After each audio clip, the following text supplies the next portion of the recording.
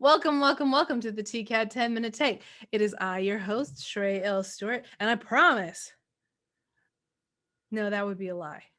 I was going to say that I'm not always flustered, but that would 100% be a lie.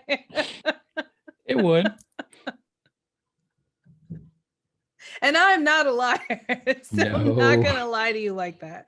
I am always flustered and uptight and anxious and maybe depressed sometimes, but who isn't in these COVID times? And, Yes. so Don, the Legend Yes. Chambers, my Yes. intrepid co-host, is here with me to talk through these movies because movies are easier to talk about than life. And Yes. today we are going to talk about a movie that we should have talked about a while ago, but we just didn't get to it. So whatever, this is what's happening. But we're going to talk about it. It bees what it do. We're going to talk about it though, because we did watch it, and here we go. It's the Eternals.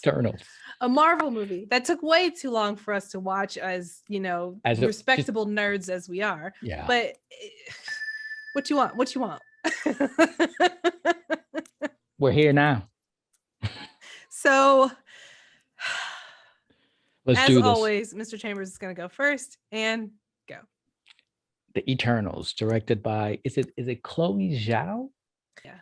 I just want to make sure it's I'm probably mispronouncing it, and I'm very sorry. Chloe Zhao. Yeah. Zhao. Starring a slew of people from Gemma Chan, Richard Madden, Angelina Jolie, Salma Hayek, Ma Dong-seok, I'm probably ruining his name, Lauren Ridloff, Lisa McHugh, Brian Tyree Henry, Kumali Nanjiani, and Harish Patel. It's a slew of people in this movie. Okay, everybody in this movie. Everybody and their mom is in this movie. So the Eternals. Okay. I'm going to start off by saying I was never I remember the Eternals from the comic books from way back, but I was never big into it, so I never really read those. So I'm not, an Eternals aficionado. I don't know how far this movie may have deviated from the comic books. I'm not even going to go there. What I am going to go and what I can just speak on is from how Marvel has done their movies till now and how this one sort of works for me. This one seemed to be and let me just say, if you hear a bunch of pounding in the background, I don't know what my neighbor is building in her place next door, but obviously it requires every nail in this city because she is hammering consistently. I do apologize, but back to the Eternals. This felt like one of the more personal Marvel movies in terms of the characters. Like it really, this felt more of a dysfunctional family movie than a superhero movie at all. Like it really spent a lot of time delving into their relationships and with each other and with our world, people, and how they've decided to fit in. And that was a little different. I thought it was going to be a bit more on a grander cosmic scale, and it touches on that briefly in its moments when it's dealing with that celestial Arishem. I thought those were great scenes, even if they were a bit exposition heavy, but to me it kind of seemed necessary because I really needed to know sort of what's happening here. But those felt big and grand, and then it all just sort of came back to this very small sort of family dynamic that seemed to be unraveling before our eyes. And so I sort of get maybe a little bit of the criticism of this movie because the action scenes are they are a bit sparse. I did like them. I thought she was very competent in those, but I mean there wasn't a whole lot. Although I did find the last one with the birthing of a new celestial out of the earth, that was very grand in scope, and I did dig that. I was like, wow, that's that's pretty huge. And the very fact that it looks like we ended up with part of a celestial coming out of the ground, I was like, that is going to be amazing to see in future movies, but we're going to see, who knows? I did like this movie though. And I liked it because, and maybe this is Marvel's plan, and Kevin Feige is more brilliant than me because it just chose to be vastly different. It decided we're going to make it personal. We're going to make it like a really a family type of film of this group trying to connect and bond with each other and stay together. And I kind of dug it, you know. Um, maybe, you know, for the Marvel hardcore, it didn't meet enough of the humor quota, or it didn't do enough in terms of action. It doesn't really tie into the rest of the Marvel universe just yet. Although the Kit Harington character, and then the after the credits, that other character that you hear from, I was like, okay, this is sort of just giving the hints, it's teasing, and I'm fine with it. But where would you put it on our scale? Oh, still, this is definitely opening night, full price. Sit down and watch it, because again, I dig something different, and I do enjoy that this decided I'm gonna take a chance and go for it. And I see nothing wrong with that, because the fact Marvel is willing to take the chance, this shows why they're leaps and bounds and light years ahead of anything, you know, DC and Warner Brothers is doing or will do. So I liked it. Their decisions are very courageous, where I think we talked about that before, where DC Warner Brothers seems to be making a lot of fear-based decisions. It seems to me, it seems that way. Yeah. I agree that this movie is very different. It's a polarizing movie, and for Marvel fans, where some love it and some hate it. It gets very, I'm hesitant to say, but I almost want to say, like, it felt feminine.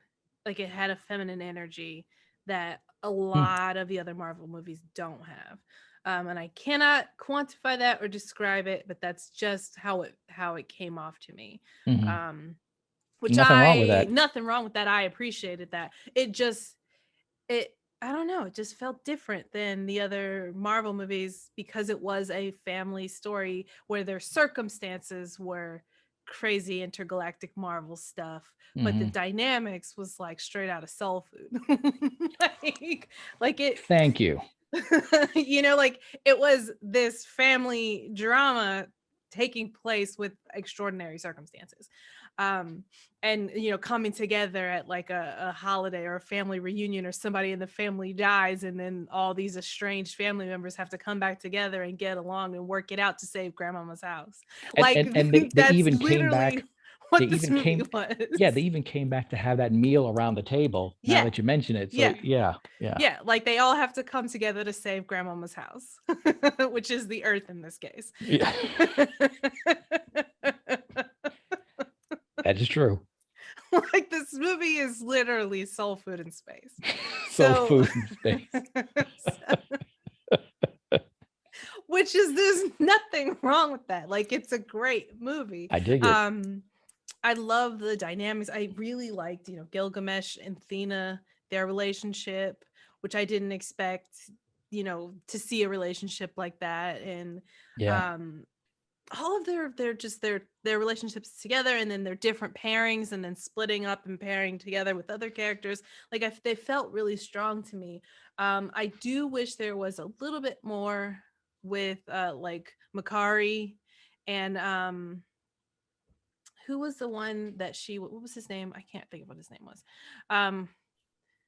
Like, I know the actor's name. It's Barry Coogan. Druid. Oh, it's Druid. Like the Druid.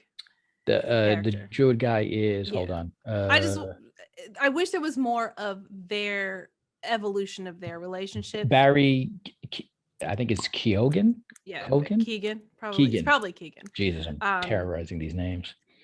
But I wish that there was more of that evolution of their relationship. I thought those actors were really strong, and it felt a little bit.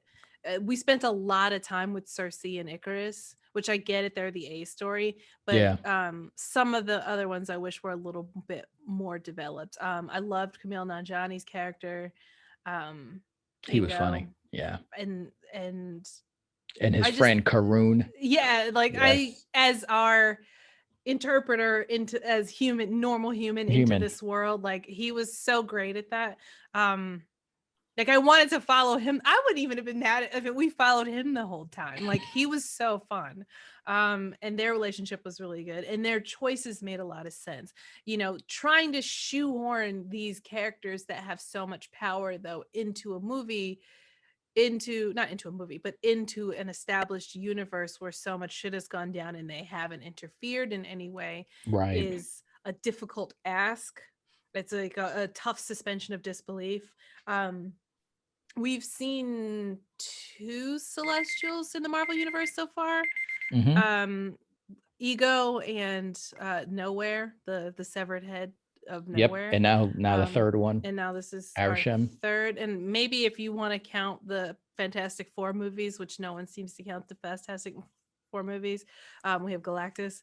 But we're not going to count those. And I don't know where they're going to go with the whole Eternals and the deviants, because technically Thanos was a deviant, and maybe they are going to do something with that because of some of the cutscenes that we have at the end that I don't really want to give away. But it's like, it's just going to be, it's interesting to see how they're going to fit these characters into this world, because they did nothing during the snap, and they did nothing during the Chitauri invasion, which was clearly a threat from, like, they were instructed not to interfere with unless it was just internal deviants. conflicts on Earth. But the Chitauri invasion, or Loki doing whatever he's doing, or, you know, some of this other stuff that went on, is, it seems like that would have been clearly within their realm of interfering. You know, help a brother out here. Yeah. But we'll see. But it's a really good movie. It's really pretty. It's really interesting. They're, you know, investing us into this next phase of Marvel stuff. They're introducing new characters who going forward are going to be our new Marvel teams, how they're going to line up, and multiverse stuff. And as we move into, you know, some of the more darker themes, like there's going to be a lot more magic and a lot more mysticism and a lot more monsters, and we're starting to move away from the science-y stuff and more into the magic stuff, which I always like. So I'm interested. I'm here for it. 100% full price ticket. Opening night, I would have seen this had I not been in North Carolina, where they were super lax on their mask wearing. I did see this in the theater, and I was comfortable with that decision. here where it was like, I actually spent the money to go see at a dine-in AMC. Ooh, nice. Just so I could have some space. Yeah. And the nice comfy couch and the space. And I wasn't mad at it at all. It was like money well spent for high quality entertainment. But it definitely is a family dynamic movie, and so if that's not what you're here for, don't know what to tell you. Yeah. And like you say, high quality entertainment, which is not only on the big screen, but on this little one here right in front of you on YouTube. So make sure you subscribe and get notifications for more of this high quality entertainment. And we also have our webpage, tcannetwork.com, which you should bookmark, which has all of the links to our YouTube 10-minute takes, our YouTube page here channel, as well as our podcast and our other great content of Good Morning Antioch and The Reading. So please bookmark the webpage, subscribe, hit the bell, be ready for more good stuff to come. I definitely feel another great Marvel property we're going to be discussing very soon. And Matrix is coming up, and yeah, there's some very interesting things coming through. The movie theaters are definitely coming back into play, so please stick around. More good stuff coming very shortly. I finally got my new laptop, so now we'll look like a really 21st century production. It's gonna be, well, okay. Maybe I'm jumping a little ahead here, but for me, it's been a long time coming. Been waiting on this laptop forever. Trust me. So, till the next time, see ya.